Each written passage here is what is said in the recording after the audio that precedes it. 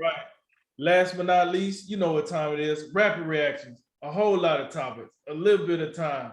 Jay, the floor is yours.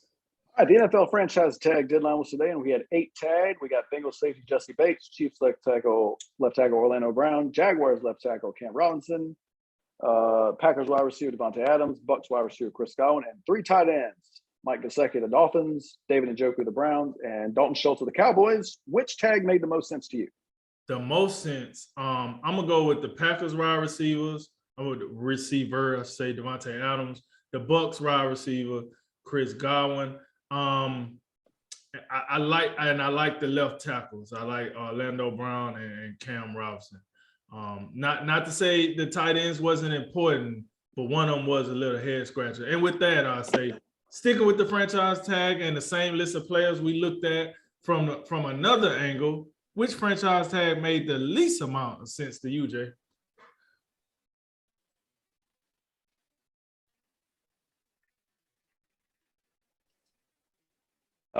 The Browns, David Njoku, Austin Hooper. His production since 2018 has been like just on the downside. So this Austin Hooper's still on the roster, so he's still getting paid that money. So really made me scratch my head why they're maxing out another tight end for a year. After almost 11 months of recovery from a bad quad, Victor Oladipo scored 11 points. This got 4 assists, 15 minutes last night. And the Miami Heat beat the Houston Rockets by 17. Drink, assuming he stays healthy, how big a difference maker can Oladipo be for the Heat? I mean, I think with him being healthy, I think he's at least the third or fourth best player for them. I wouldn't necessarily put him, above Bam Adebayo or Jimmy Butler at this point because of what they do. But I think him and Kyle Lowry could run neck to neck for third.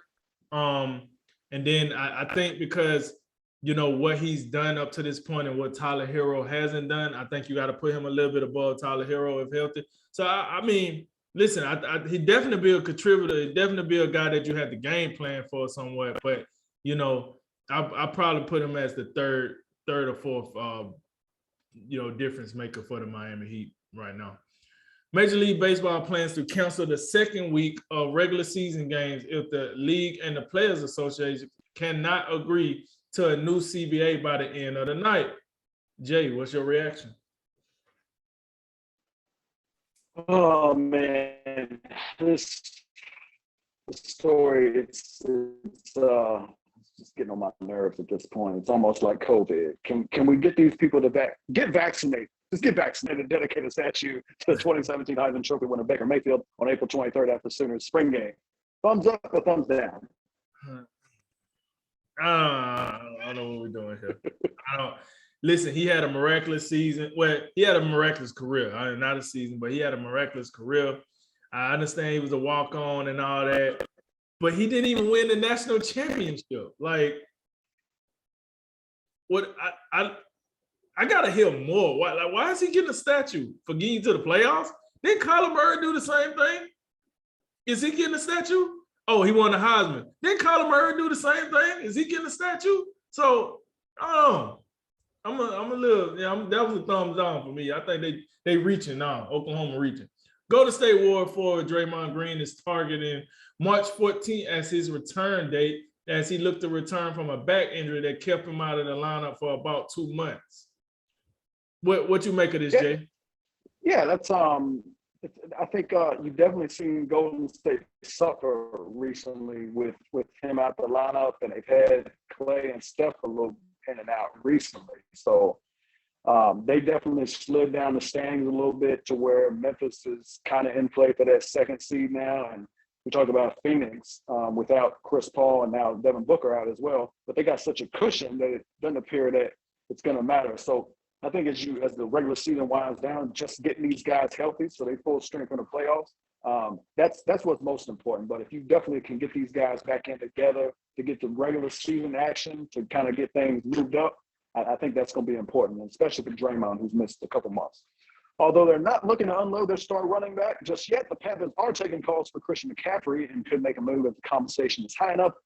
Drake, they just extended him last offseason. With that in mind, do you think McCaffrey should be off limits in trade talks? I'm gonna tell you right now, I usually have good things to say about the Panthers. This is the dumbest crap I've heard out of their camp for quite a minute. Like, listen, I got it. Things fell apart last season. I got that. Unless Christian McCaffrey run around here rubbing everybody wrong, I don't get it. I don't understand it. He's by far your best player on offense. And I don't even think it's close. Maybe DJ Moore might have something to say about it, but I don't. What are we talking about right now? That makes absolutely no sense to me. I got to hear it. Like, that's crazy. More baseball news as the league wants to introduce a pitch clock in the near future with 14 seconds between pitches with the bases empty and 19 seconds with the runners on base. What do you think about this idea? Well, I'm not completely against it. I guess just I need a little bit more as far as information. Like, when does the clock start? Does it start when the pitcher gets on a rubber? Does it start when he takes the return throw from the catcher? I think we just need a little bit more. And I do think there needs to be more of a gap between the pitch clock when nobody's on base might be about right, but I think they might have to up the time with runners on base just because more signs, you're worried about the opponent stealing signs. So I think there should be a little bit more of a gap to compensate for the runners being on base and those other factors, so to speak. Brooklyn Nets recent acquisition Ben Simmons is not ready to make his season debut just yet, but we do have some progress to report. He will be with the 76ers beginning Wednesday and will be sitting on the Nets bench on Thursday night. What do you think of that, Drink? Wait, what? Is that right? It is. I don't know what to think about that. Like, I don't know. Like, yeah, you threw me off with that last part. Yeah, Ben Simmons, I hope you enjoy being with the 76ers on Wednesday and not doing jack crap for the team that you play for on Thursday. Last one. Oh, my bad. That's my bad. He will be with the Nets. That's my bust. My bad. Oh, okay. All right. I was like, wait, what? Yeah, typo. My bad. Yeah, he'll be with his new team on Wednesday, and they'll be on their bench on Thursday. That's what I meant. I got you. All right. Last one. Nets 76ers from Philly, Thursday night. Jay, who you got? Well, regardless of what bench Ben Simmons is sitting on, doesn't matter. James Harden, Joel Embiid, that pick and roll, it's going to be tough to stop. Forget about it. Philly wins that one pretty easily. And that concludes tonight's Drink of Wisdom. As always, like, listen, share, subscribe. Thank you for joining us. I'm Jay Watts. And I'm Nathan Drinker. And remember, make tomorrow better than today and make today better than yesterday. And you know what we going to do.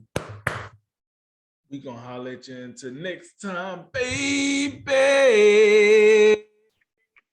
Ladies and gentlemen, this is a Drink of Wisdom.